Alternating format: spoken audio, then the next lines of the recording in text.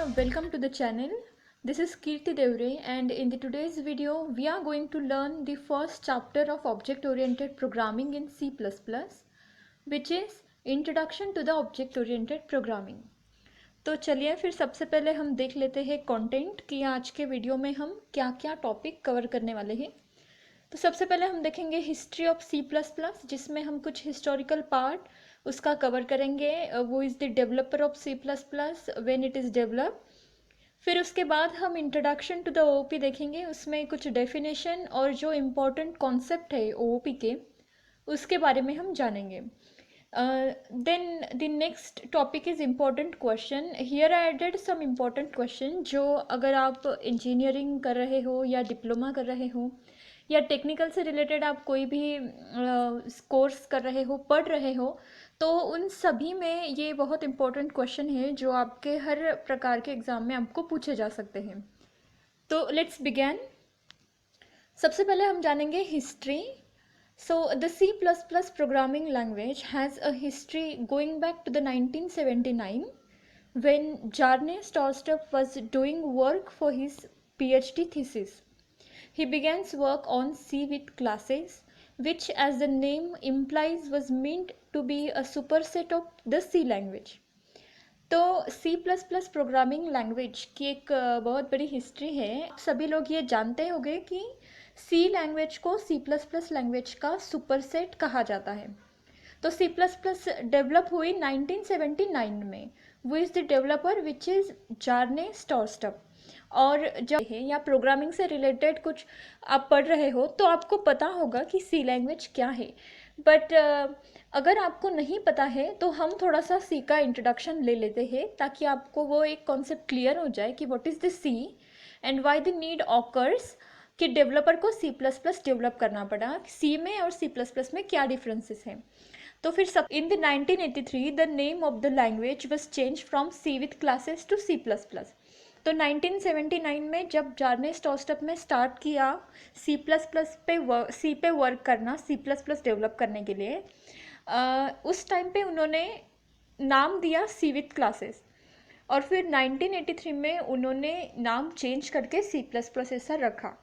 तो लेट्स थोड़ा सा हम उसका इंट्रोडक्शन ले लेंगे, ओवरव्यू देख लेते हैं सी का। तो सबसे जो हम कीवर्ड कहते हैं वो is the developer and when it is developed. क्योंकि अगर हम किसी भी लैंग्वेज को पढ़ते हैं, अगर आप डिटेल में पढ़ते हो तो ठीक है, पर आपको अगर कुछ क्वेश्चन या फिर एग्ज़ाम के लिए आप पढ़ रहे हो और अगर आपको हिस्ट्री पूछी जाए तो सबसे इम्पोर्टेंट ये दो टॉपिक आपको लिखने पड़ेंगे कि उसका डेवलपर कौन है और वो कब डेवलप हुई थी। सो हम सी के बारे में कुछ ओवरव्यू उसका देखते हैं। So C is a structured programming language developed by Dennis Ritchie in 1973 at Bell laboratory. C एक स्ट्रक्चर्ड प्रोग्रामिंग लैंग्वेज है जो डेनिस रिची उसका डेवलपर है और 1973 में वो बेल लेबोरेटरी में डेवलप हुई थी। So it is the one of the most popular computer languages today because of its structure, high level abstraction, machine independent feature etc. आज भी सी लैंग्वेज बहुत पॉपुलर है और बहुत बड़े तरीके से उसे यूज़ किया जाता है। बहुत सारे प्रोफेशनल उसे वाइडली यूज़ करते हैं। तो उसको इतना क्यों यूज़ किया जाता है वो, और वो आज भी इतनी मोस्ट पॉपुलर लैंग्वेज क्यों है? बिकॉज अगर हम देखेंगे तो प्रोग्रामिंग में आज बहुत सारी लैंग्वेजेस डेवलप हो चुकी है, जैसे कि जावा, पाइथन, डॉटनेट है, रूबी है और बहुत सारी लेटेस्ट टेक्नोलॉजी से लेके पुरानी तक सभी अगर हम देखेंगे तो सी को एक प्रोफेशनल बहुत वाइडली यूज्ड करते हैं। So why they used it? तो here I added some reasons. Because it is easy to learn. C बहुत सिंपल है पढ़ने के लिए, स्ट्रक्चर्ड लैंग्वेज है और इट प्रोड्यूसेस इफ़िशिएंट प्रोग्राम। अगर आप सी पढ़ते हो तो आप बहुत आसानी से सी में प्रोग्राम प्रोड्यूस कर सकते हो, बना सकते हो। It can handle low level activities, वो सभी लो लेवल एक्टिविटीज़ भी हैंडल कर सकती है। And it can be compiled on a variety of computer platform. Because this C is independent है, मशीन इंडिपेंडेंट लैंग्वेज है, इस वजह से वो हर कोई कंपाइलर पे, हर कोई कंप्यूटर प्लेटफॉर्म में कंपाइल हम उसे कर सकते हैं, रन हम उसे कर सकते हैं। अभी सबसे बड़ा क्वेश्चन हमारे दिमाग में आता है, C plus plus O P feature है और C language P O P है. What is the difference between O P and P O P? It is one of the most crucial question as exam point of view. अगर हम देखेंगे तो सबसे पहले हम अभी जान लेते हैं कि ओ पी और पी ओ पी में डिफरेंस क्या है. तो सबसे पहले O P stand for object oriented programming, P O P stand for procedural oriented programming. ये उसका फुल फॉर्म है. Then OP follows bottom up approach as whereas POP follows top down approach.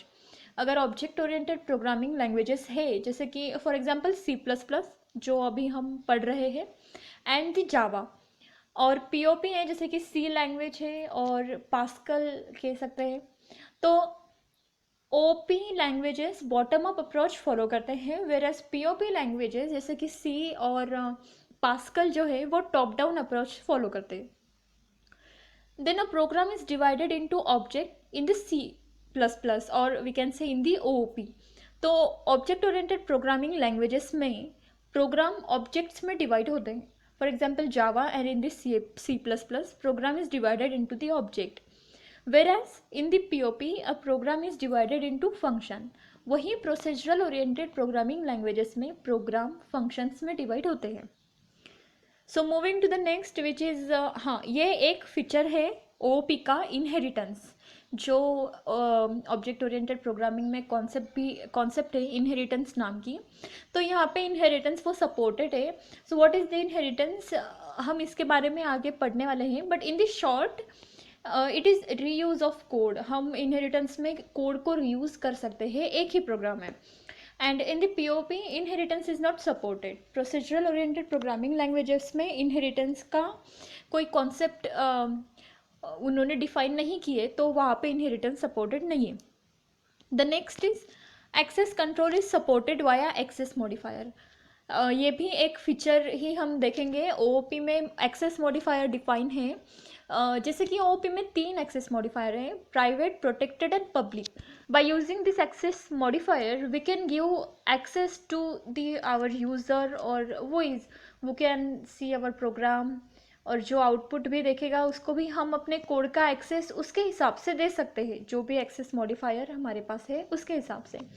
whereas in the POP no access modifier are supported. POP में access modifier supported नहीं है. Encapsulation, it is also one of the feature of OOP. Encapsulation के use से हम अपना data hide कर सकते हैं और कुछ इसेंशियल डिटेल्स ही हम यूज़र को दिखा सकते हैं. Whereas in the POP no data hiding is present. Data is globally accessible to everyone.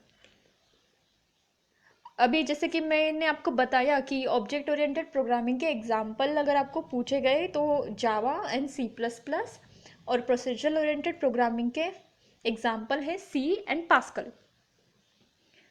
So moving to the next which is actual introduction to the OOP. सबसे पहले हम जानेंगे डेफिनेशन क्या है OOP के, फिर हम उसके कॉन्सेप्ट को एक शॉर्ट में हम उसको समझेंगे, ताकि फिर अगर आपको अगली वीडियोस देखनी है आगे आप हैं तो आपको उसमें कॉन्सेप्ट आपकी क्लियर हो जाए कि कॉन्सेप्ट एक्चुअली है क्या, OOPs के फीचर्स क्या है. सो the very first is definition. Object oriented programming is a programming style that is associated with the concept of class, objects and various other concepts revolving around these two like inheritance, polymorphism, abstraction, encapsulation etc.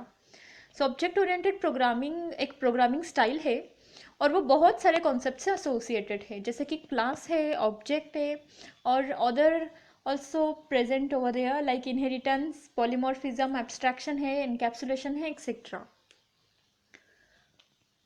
तो ये कुछ diagram है. इस diagram के ज़रिए मैं आपको सिर्फ इतना बताना चाहती हूँ कि ऑब्जेक्ट ओरिएंटेड प्रोग्रामिंग के जो कॉन्सेप्ट हैं वो कुछ इस प्रकार से हैं, जैसे कि क्लास है, ऑब्जेक्ट है, देन एनकैप्सुलेशन, फिर इनहेरिटेंस है, पॉलीमॉर्फिज्म है एंड एब्स्ट्रैक्शन.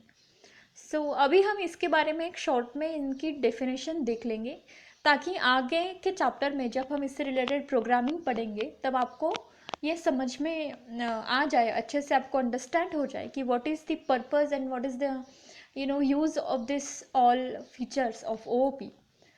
सबसे पहले है object. So object are the basic unit of OOP. इतना भी अगर आपको याद रहा तो भी बहुत है कि ऑब्जेक्ट जो है वो बेसिक यूनिट है OOP का. They are the instances of class which have data members and uses various member function to perform the task. Object instances है क्लास के, जो कि बेसिक यूनिट है ओओपी में, उसको हम बेसिक यूनिट भी कह सकते हैं, और उनको डेटा मेंबर्स होते हैं और वो बहुत सारे वेरियस मेंबर फंक्शन यूज़ करते हैं to perform the task. Then the next is class. What is class? So class is basically a blueprint of for object. Class जो है वो ब्लूप्रिंट है ऑब्जेक्ट का. उसके अंदर हम data variables member function define कर सकते हैं and then it perform the task.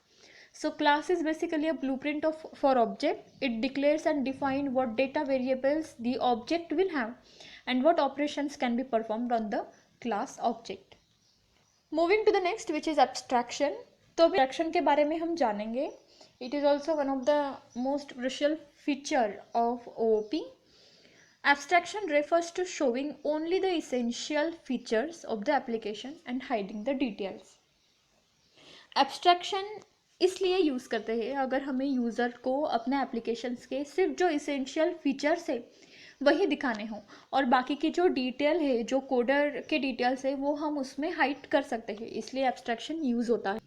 So the next is encapsulation. It can also be said data binding. Encapsulation is all about binding the data variables and functions together in a class. तो encapsulation का जो use है वो हमें data bind करने के लिए होता है. इसके यूज़ से हम डेटा बाइंड कर सकते हैं और सारा डेटा हम data variables and functions togetherly एक क्लास में बाइंड करके रख सकते हैं. इसके लिए हम इनकैप्शन का यूज़ करते हैं. The moving to the next, which is inheritance. Inheritance का सिंपल सा मीनिंग है कि इसमें हम कोड को रीयूज़ कर सकते हैं. Inheritance is a way to reuse once written code again and again. The class which is inherited called the base class and the class which is inherits is called the derived class. अभी inheritance में हम जो अपना code है, जो content हमने लिखा है क्लासेस में, उसको उस कोड को हम रीयूज़ कर सकते हैं एक ही प्रोग्राम में, लाइक राइट. सो यहाँ पे बेस क्लास और डिराइव क्लास और उसको पेरेंट एंड चाइल्ड क्लास भी कह सकते हैं. अभी इनहेरिटेंस का सिर्फ एक ही मोटिव होता है कि कोड को रीयूज़ करना. Moving to the next, which is polymorphism. It is a feature which let us create functions with the same name but different argument. अभी polymorphism में हम क्या कर सकते हैं, हम बहुत सारे फंक्शन एक प्रोग्राम में क्रिएट कर सकते हैं जिनका नेम सेम हो सकता है लेकिन उनकी आर्ग्यूमेंट डिफरेंट हो और वो डिफरेंट टास्क परफॉर्म कर सकते हैं. So you will learn how to do this in the details soon in coming lesson, coming videos. उसके ऊपर हम डिटेल में जो हम पढ़ेंगे चैप्टर, उसमें मैं आपको बताने ही वाली हूँ. So the next is exception handling. So what is the exception handling? अगर हम प्रोग्राम करते हैं और हमें अगर एक्सेप्शन जनरेट होता है तो वो directly in the program compiler through ही उसको हम हैंडल कर सकते हैं. So exception handling is a feature of OOP to handle unresolved exceptions और error produced at run time. Run time जो भी एरर या फिर एक्सेप्शन प्रोड्यूस होते हैं उनको हम वहीं पे हैंडल कर सकते हैं. So moving to the next, which is question answer slide. Here I added some important question. अगर आप, जैसे कि मैंने आपको पहले बताया, आप इंजीनियरिंग या फिर डिप्लोमा कर रहे हो, कुछ आपको सेमेस्टर वाइज एग्ज़ाम देनी है, या फिर अगर आप कोई कोर्स को सब्सक्राइब किया है आपने प्रोग्रामिंग के और अगर आपको उसकी टेस्ट देनी है, so here I added some most important crucial question जो आपको आएंगे ही. So the very first question is what is the difference between OOP and POP. इसका आंसर मैंने आपको इसी वीडियो में पहले बता दिया है. You can directly go there and take the answer. जो आपको लगेगा वो आप उसमें लिख सकते हो ओओपी और पीओपी के डिफरेंस में. Then what are the features of OOP. अभी जो कॉन्सेप्ट अभी हमने पढ़ी, class, object, encapsulation, abstraction, inheritance, वही ओओपी के फीचर्स भी हैं. तो आप के वही आप डिटेल में यहाँ पे लिख सकते हैं कि ओओपी के फीचर्स क्या है, ऐसे. सो दोस्तों, अगर आपको मेरी वीडियो अच्छी लगी हो तो please like, share, subscribe and press the bell icon for never miss an update from programming world. Thanks for watching.